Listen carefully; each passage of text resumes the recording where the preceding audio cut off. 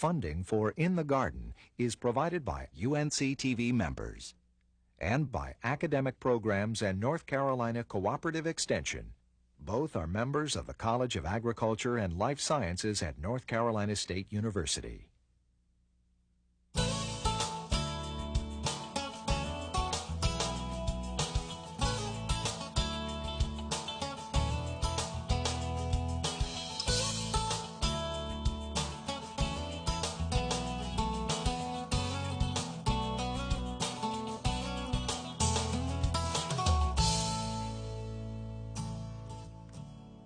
Hi, and welcome to In the Garden. I'm Bryce Lane. Today's show is devoted entirely to specialty pruning. We're going to talk about how you can use pruning to create some unique and special elements for your garden.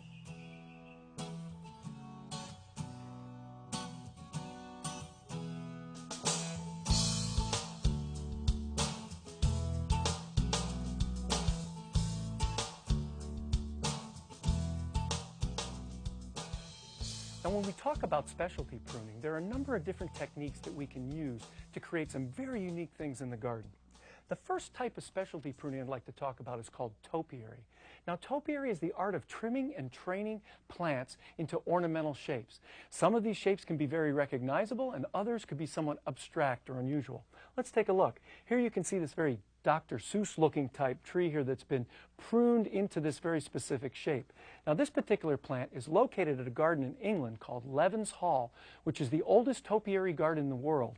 In fact, this garden dates back to 1694, when these plants were small and started to be trimmed. Topiary takes a long time. In addition, you can see that a number of topiaries are shaped like animals. Here you can see these two birds that have been pruned on top of these yews. It's all one plant, but it looks like two separate types of things going on there. Now, this is called faux topiary. This is where you actually form the shape of the animal using chicken wire, fill it with growing media, and then plant your plants on the outside. It's not real topiary, but it works just about the same way. The second type of specialty pruning is called espalier. And espalier is the art of training trees to branch along a trellis or a wall, and it's really more of a two-dimensional appearance. And here you can see a classic espalier of a camellia, where the branches have been pruned two-dimensionally, upright, on a wall. You could also use a trellis. You do this when you don't have enough space in the garden. Perhaps you use a fruit tree. In fact, here you can see a peach that's been espaliered on this fence, and you can still harvest fruit without having to get on a ladder. Not only that, but it really creates some ornamental opportunities for patios and decks, because you can espalier on a trellis with a patio and in the container like this. So espalier is really unique as well. The last thing we want to talk about is something called cuppusing, or also known as stooling. This is when we cut shrubs all the way back to ground level to stimulate new growth. Now you might say, well, why would you want to do that? Well, here on the left you can see a red twig dogwood. Here's a plant that is a deciduous shrub that has lots of colorful stems. Well, when they get old and gnarly and they get real big, they lose their color. So if you cuppus, cut them down in the spring, the young tender shoots come out brightly, brightly rich color. It's much more vibrant. And here on the right you can cuppus a lot of deciduous shrubs like spirea and get bigger and brighter colored leaves. So folks, you might want to consider using these specialty pruning techniques. And who knows, you might end up with a garden that looks like this, that has unique characteristics. It's all about understanding how the pruning, the timing, and where you might place these different plants in your garden.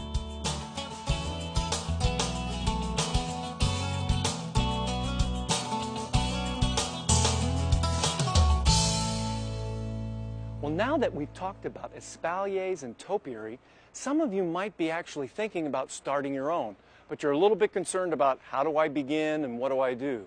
Well, you know, folks, you don't always have to start your own. You can go to a local garden center, and many reputable garden centers now have topiaries already started for you. You can purchase them and just take over the care. Take a look at this rosemary topiary. Now, it's kind of small, but it's a great thing to practice with because rosemary is so forgiving in that it grows so nicely. It's basically trained on a wire that goes around in a circle, and the leaves and the branches have been twisted around the wire. There are actually no twistums. Let me demonstrate for you. Here's a branch here that's kind of out of the way. Now, you've got two choices for maintaining this. You could cut it, or you could try to incorporate it into the circle, and that's what I'm going to do.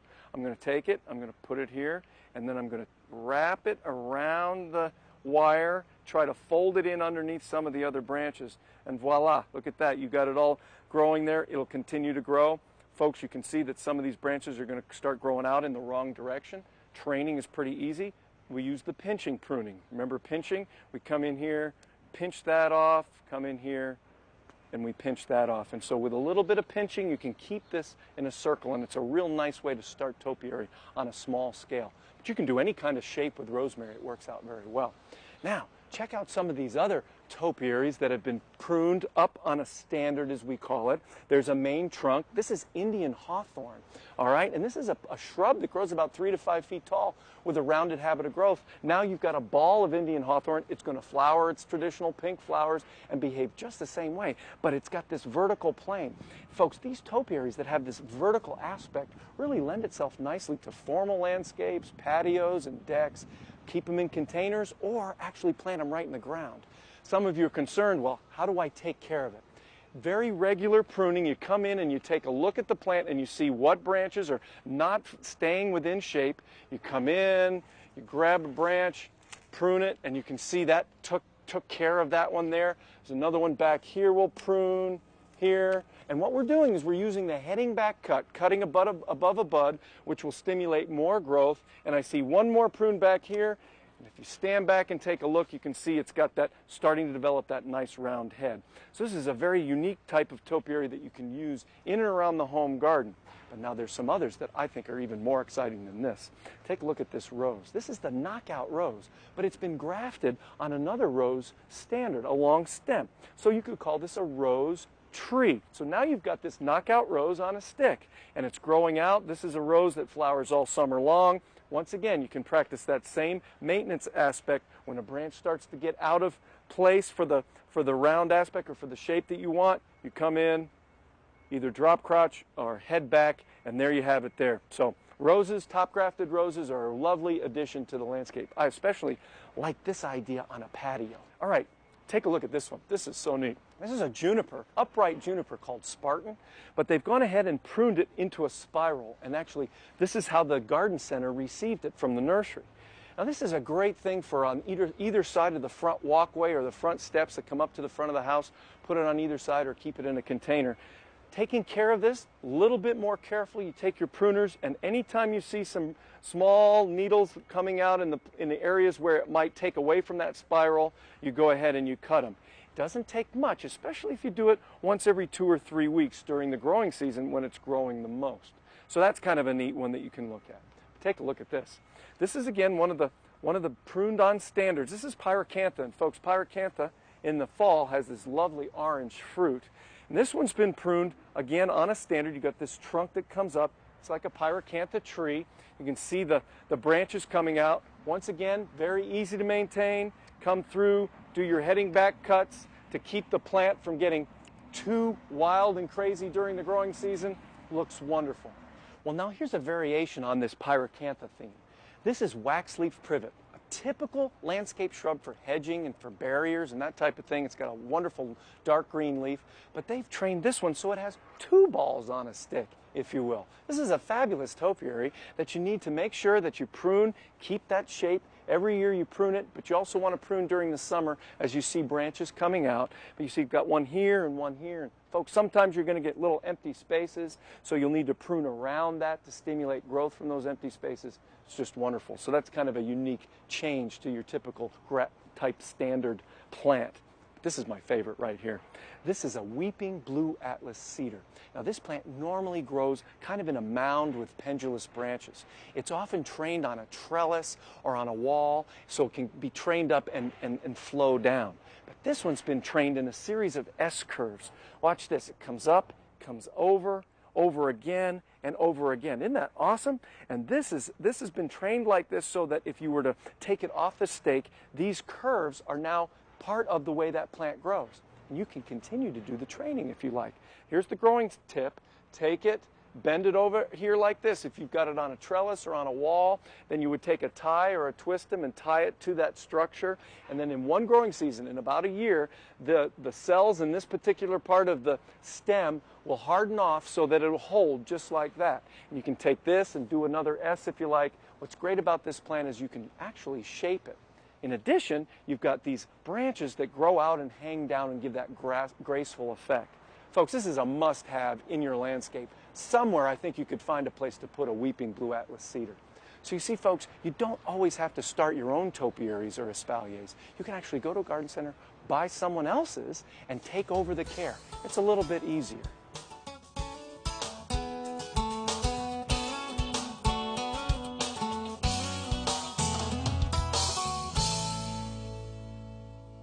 You know, doing your own espalier can be a very rewarding experience. And before we talk about how to actually start one from scratch, let's take a look at an established one. This is a yellow delicious apple, and folks, remember, fruit trees work really well for espalier because the training you do will stimulate fruit production, and it also makes it easy to harvest without having to get on a ladder, etc. Not only that, but it's also very ornamental.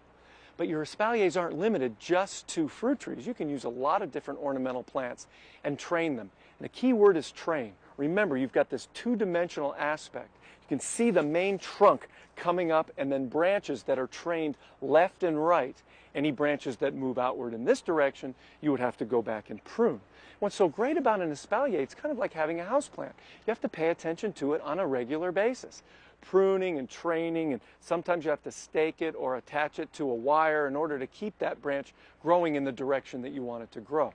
So this is a great example of what it should look like when it's finished, and this is just one pattern that you can choose. Folks, there's no limitation on the kind of artwork or patterns that you would choose to do espalier. You just have to follow the basic principles of the two-dimensional aspect and the training and pruning. Well, now that we've seen espaliers at a garden center, what about those of us that would like to do our own? You've got to choose your surface. Whether it be a wall or a trellis, surface is important. Secondly, if you're going to do it on a wall, be it wood or brick and mortar, you need to have something to affix or attach that espalier to. That's I found these little spikes. It's a great little steel spike with a lead clasp on it that you can actually bend up and around on the branch. And so this gets hammered into the mortar or into the wood, and you can put those in those areas where you want to train it.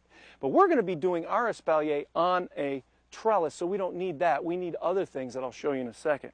First thing is selection of plant. If you don't want to use a fruit tree, you can use some ornamental plant. I've chosen pyracantha. Pyracantha is a great plant because it tends to spread out, has white flowers, and these lovely little orange fruits in the fall. So you can see this is a plant that works very well for espaliering. I've seen a number of people do this on a chimney. Now the first step is to go ahead and put your trellis in and then plant the plant right at the base as close as you can to the trellis. Then prune out all those unwanted branches. And of course, those would be the ones that are coming out away from the trellis. So folks, I'm going to come in here and I'm going to practice some drop crotching and some heading back, and I'm going to quickly get rid of all those branches that I think are not going to work being trained on the trellis. And you can see that it's going to be a little bit drastic when you're pruning, because you're only going to be training just a certain number of branches and not that many. All right, so you can see here, I noticed that that branch is broken. We're going to have to remove that. And we'll have to try to find a branch. There's a branch I think we're going to try to train there. Try to train this branch as well. Come in and prune all those off. Now this one you can see right over here. This one's going to train very nicely there. And I've got one here that I'm going to try to train as well. So we'll get rid of that one. We might save that one. Don't prune anything that you're not sure of. Be sure to leave those things that you're not sure about. And we're about ready to start attaching them. I think you can see now what I'm trying to accomplish here by having this particular branch move out this way, this particular branch move out this way. This large branch is going to come over here, and actually I'm going to prune it right there to even it up. Then I've got a couple of smaller ones that I'm going to have to work on over in this area, and then get those to grow out in that fashion. Now what I have to attach it is this great garden tape. What's so great about that is you can break a piece off real easily. You can come in and you can tie it up, and that allows it to that trains it. Now that one works pretty well because that's kind of a natural branch. You can put it like that. But what about this one that's wanting to grow out a little bit this way? Well, we'll just go ahead and take a little bit of tape, bring it in here like so, and we'll go ahead and tie that one right here. So you can see that holds it in place.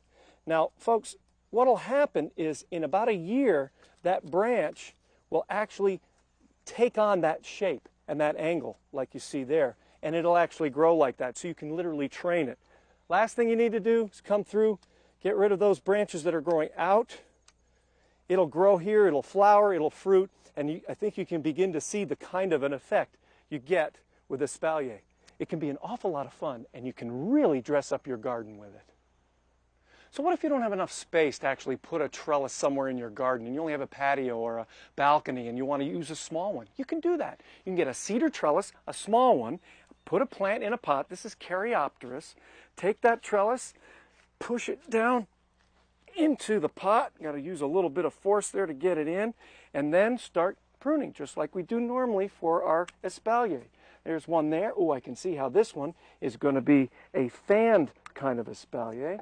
There we go. Take our ties, pull this one over here, tie it loosely, and then we'll go ahead and tie this one out in this direction, this one in that direction, and that one like that. So I'll just go ahead and I'll tie these up, train them up in a fan, and there's an espalier for a balcony or a patio, all in a small pot. Works great.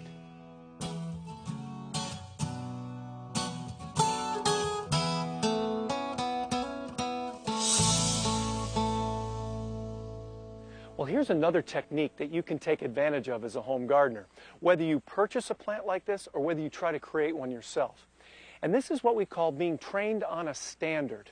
And it's a pruning method where you take a plant, for instance, like lantana, and you start it out as a small plant in a container, and you choose one stem, and you train it on a bamboo stick, and you train it upward, and you prune a lot of the other branches back, and you train that up to create this lollipop kind of an effect. It's a very unique kind of specialty pruning, and folks, it takes 3 or 4 years to get a lantana to do this, but it's very unique. It can be used in the front of the house, next on the doorstep, you know, as you step up to the front of the house. It's kind of a more of a formal presentation of the plant, and this is Lantana Newgold, and we know that that plant's kind of spreading and kind of wild growing, but with correct pruning, and you've got to come back and prune it back, you can train it.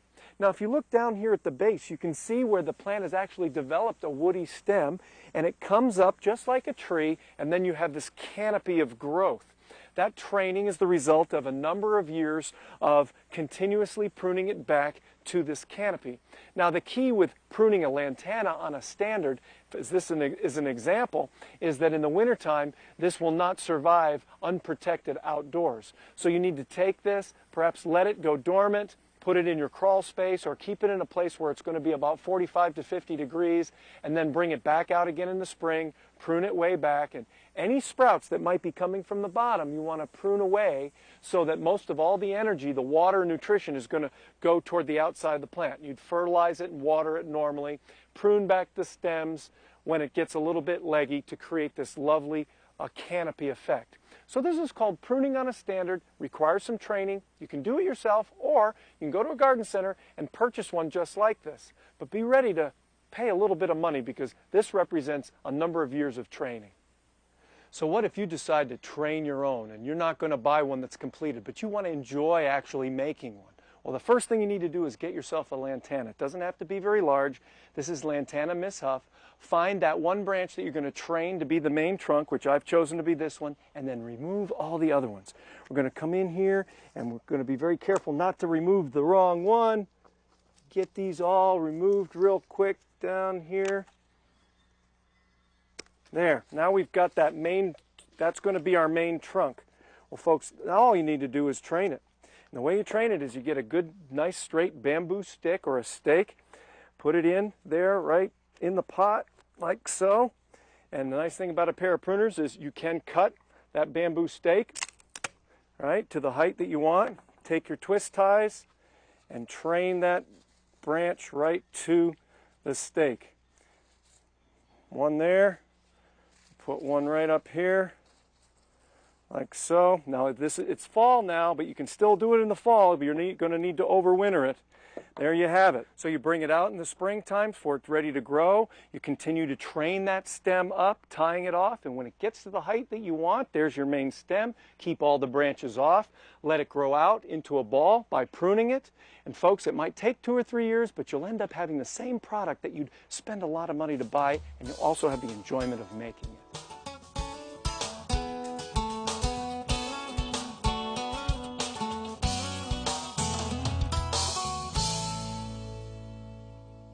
Well, now the last thing we want to talk about is this specialty pruning called cuppusing or stooling, and I referred to that earlier in today's show. Now, if we take a look at this plant, this is a smoke bush. It's called Cotinus cagigria, and this is a cultivar called royal purple. And the reason why it's called royal purple is because the leaves in the spring, when they emerge, are a beautiful royal purple color, a dark burgundy purple. The bigger the leaf, the better the presentation of the foliage on this plant. Now, the whole principle of cuppusing is that you would cut back the stems of the shrub or the tree almost to ground level so that in the springtime you get sprouts where the leaves are significantly larger and deeper or richer in color. Now, folks, if you take a look, this is what I've been practicing on this particular plant. Last March, late February, early March, I came in with my pruners and I cut all the stems down to about this level, about 18 inches off of ground level. And if you look in there, you can see the cuts that have been made this past spring. Not only that, but if you take a real good look, you can also see cuts that are even older than that, and those were cuts that I made the spring before. By cutting it back, that stimulates lots of shoot growth, and you can see all this shoot growth in here. But not only does it stimulate shoot growth, the leaf size changes and the color is more intense. Let me show you for an example. I'm going to take off one of the leaves that came from those shoots. Here, there's one leaf, and then take a leaf off that represents the typical size leaf of the plant.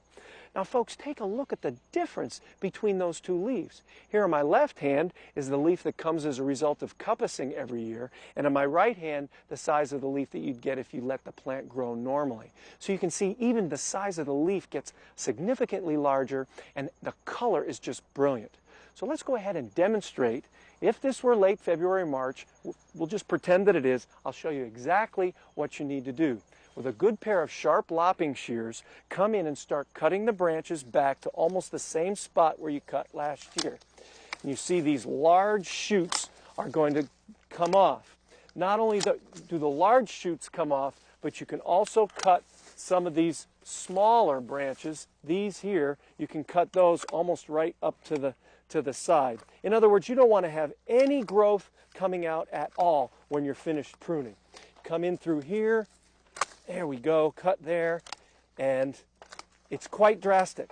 Now, I know some of you may be a little bit concerned that the pruning like this is going to end up killing the plant, but it doesn't, and I want to show you what happens. If you prune like this in late February and early March, look at the growth I got last year.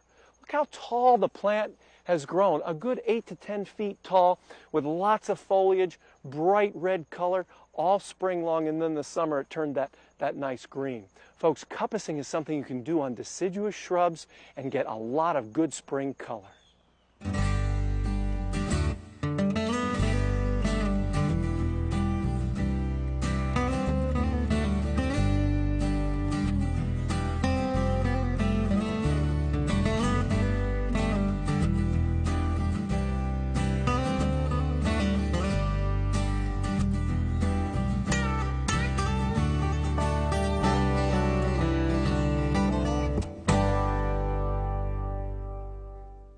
Our plant of the week comes to us from Lloyd Vickers of Havelock, North Carolina.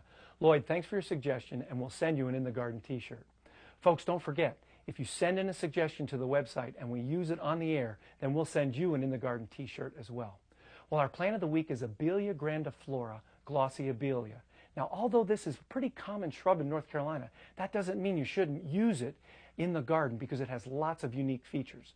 First off, it's a semi-evergreen shrub that grows in full sun to partial shade. The plant has flowers that start somewhere in the middle of the summer, and it flowers all the way through into the fall. Here you can see the white flowers here. Sometimes the flowers are white, sometimes pink, depending on the cultivar. But once the flowers fall off, then this calyx, which is left over from the flower, stays on and turns a bright red. So you get these little balls of calyces that add fall interest to this plant. Not only that, but it's got good green foliage and red stems, and really is a good performer in the landscape.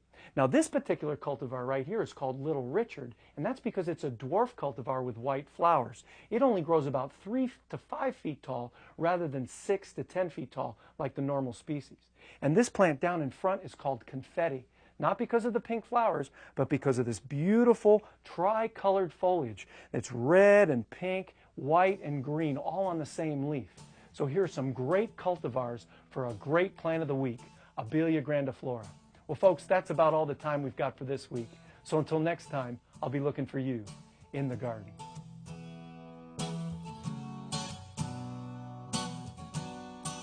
To register for In the Garden, the course, call NC State's Distance Education Program at 1-866-GO-STATE. That's 1-866-467-8283. Or log on to distance.ncsu.edu. For more information about the program or to suggest a plant of the week, go to unctv.org/inthegarden.